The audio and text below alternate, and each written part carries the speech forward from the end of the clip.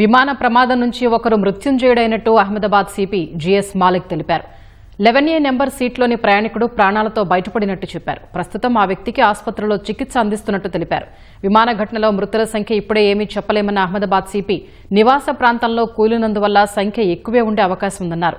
విమానం కూలిన సమయంలో ఎమర్జెన్సీ ఎగ్జిట్ నుంచి ప్రయాణికుడు బయటకు వచ్చినట్టు తెలుస్తోంది.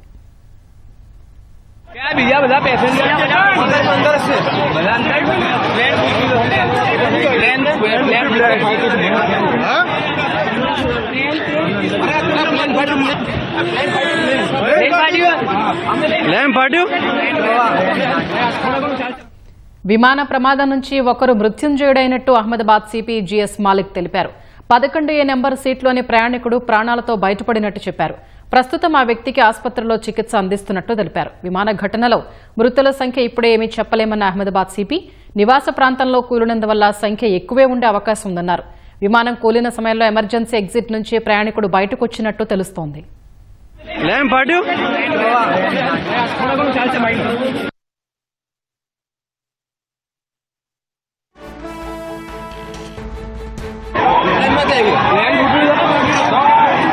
क्या भैया बता पैसेंजर अंदर से